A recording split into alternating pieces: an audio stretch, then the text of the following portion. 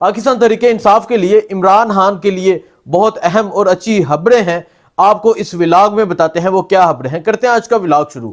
السلام علیکم، میں ہوں حسنین، آپ دیکھ رہے ہیں میرا یوٹیوب چینل۔ کرتے ہیں آج کا ولاگ شروع۔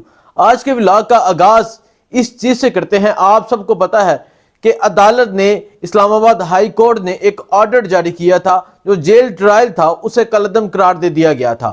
اس کے بعد عمران خان کو عدالت پیش کرنا تھا، کیونکہ جو جیل ٹرائل ہے، عمران خان کا جو جیل ٹرائل چل رہا تھا، یعنی عمران خان صاحب کو جیل کے اندر ہی پیش کیا جاتا تھا، وہاں ہی عدالت لگتی تھی، اس کو کالعدم قرار دے دیا گیا ہے۔ اب عمران خان کو عدالت میں پیش کرنا ان کی مجبوری بن گئی ہے۔ اب عمران خان کو عدالت میں کب پیش کیا جائے گا، کہاں پیش کیا جائے گا، اور ایک لمبے عرصے کے بعد عمران خان کو عدالت میں پیش کیا جائے گا۔ ایک لمبے عرصے کے بعد ہو سکتا ہے عمران خان کی ایک تصویر سامنے آ جائے، اور صحافیوں کی مکمل کوشش ہوگی کہ عمران خان سے ویڈیو پیغام لے لیں، لیکن سیکیورٹی بہت سخت ہوگی اگر عمران خان کو عدالت میں پیش کیا گیا۔ سائفر کیس میں عدالت نے عمران خان اور شاہ محمود قریشی کو 28 تاریخ کو جوڈیشل کمپلیکس پیش کرنے کا حکم جاری کر دیا ہے، اور عمران خان کو، شاہ محمود قریشی کو، جن کو سائفر کیس میں گرفتار کیا گیا ہے، آپ سب کو پتا ہے عمران خان کو اس سے پہلے توشہ کیس میں گرفتار کیا گیا تھا، وہاں سے ضمانت ہوئی تو عمران خان کو سائفر کیس میں گرفتار کر لیا گیا۔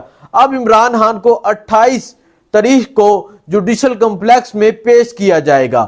عمران خان کو جب پیش کیا جائے گا تو پاکستان میں منظر ہی کچھ الگ ہوگا۔ ایک سیکیورٹی کی ایک بڑی تعداد موجود ہوگی، ہو سکتا ہے کارکنان بھی باہر ایک بڑی تعداد میں نکلیں، لوگ عمران خان کا دیدار کرنے کے لیے باہر نکلیں، اور اگر صحافیوں کے موبائل نے عمران خان کی تصویر کھینچ لی تو یہ عمران خان کی تصویر کئی لوگوں کو پریشان بھی کر دے گی، خوفزدہ بھی کر دے گی، اور پاکستان تحریک انصاف کے کارکنان کو اور عام پاکستانیوں کو خوش کر دے گی، کیونکہ وہ اپنے مرشد کا، وہ اپنے لیڈر کا، وہ اپنے وزیر اعظم کا، وہ اپنے رہنما کا، وہ اپنے یار کا دیدار کرنا چاہتے ہیں۔ اور اگر عمران خان کو 28 کو جو آرڈر جاری ہوا ہے عمران خان کو جوڈیشل کمپلیکس پیش کرنے کا، اور اگر عمران خان کو 28 کو پیش کیا جاتا ہے تو عمران خان کی تصویر بھی انشاءاللہ امید ہے سامنے آ جائے گی۔ اس کے علاوہ اہم خبر یہ ہے کہ پاکستان تحریک انصاف کا جو نشان ہے، بلہ نشان، پاکستان تحریک انصاف کے وکلاء کا کہنا ہے کہ بلے کا نشان پاکستان تحریک انصاف کا تھا، ہے اور رہے گا۔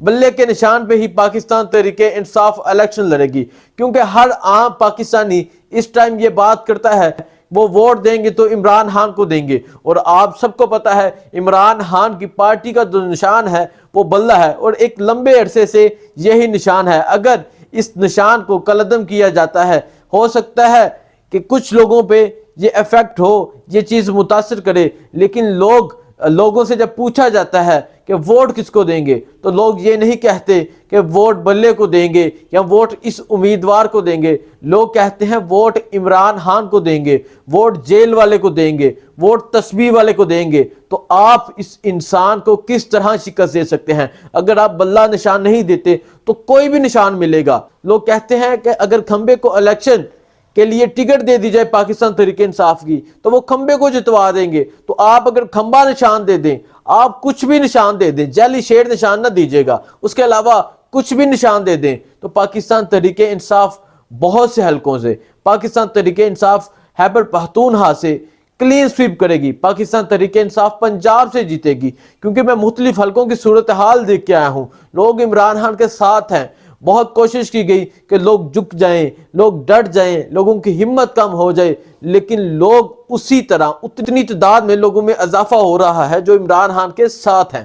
اب دیکھنا یہ ہے کہ پاکستان تحریک انصاف کا نشان بلہ رہتا ہے یا نہیں رہتا۔ اس حوالے سے آج الیکشن کمیشن نے آرڈر جاری کیا، آج الیکشن کمیشن نے یہ حکم جاری کیا، عدالت نے یہ آرڈر جاری کیا کہ پاکستان تحریک انصاف نے جو انٹرا پارٹی الیکشن کروائے ہیں وہ صحیح اور شفاف الیکشن نہیں کروائے۔ 20 دن کا ٹائم دیا گیا ہے کہ پاکستان تحریک انصاف 20 دن کے اندر دوبارہ الیکشن کروائے، تب تک بلے کا نشان رہے گا، اور ان کا کہنا ہے کہ اگر دوبارہ الیکشن نہیں ہوئے تو بلے کا نشان لے لیا جائے گا۔ پاکستان تحریک انصاف کے وکلاء نے اس فیصلے کی مذمت کی ہے اور انہوں نے اس فیصلے کو بوگس قرار دے دیا ہے۔ انہوں نے کہا ہے کہ ہم نے انٹرا پارٹی الیکشن کروائے تھے، بالکل صحیح طرح کروائے تھے، یہ صرف بہانہ بازی کر رہے ہیں۔ ان کا یہ خیال ہے کہ یہ بلے کا نشان لے لیں گے اور اس فیصلے کو چیلنج کرنے کا کہا گیا ہے۔ پاکستان تحریک انصاف کے پاس اس وقت تو بلے کا نشان ہے، دیکھتے ہیں آگے 20 دن کے بعد الیکشن کمیشن کیا فیصلہ کرتا ہے، یا پاکستان تحریک انصاف کے پاس بلے کا نشان رہتا ہے یا نہیں رہتا۔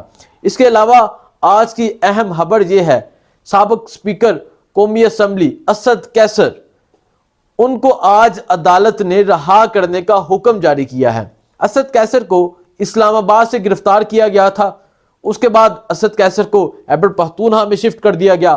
خیبر پختونخوا میں اس ٹائم جو فیصلے ہو رہے ہیں، خیبر پختونخوا کے ججز بہت دلیرانہ فیصلے کر رہے ہیں اور انہوں نے اسد قیصر کو رہا کرنے کا حکم جاری کیا ہے۔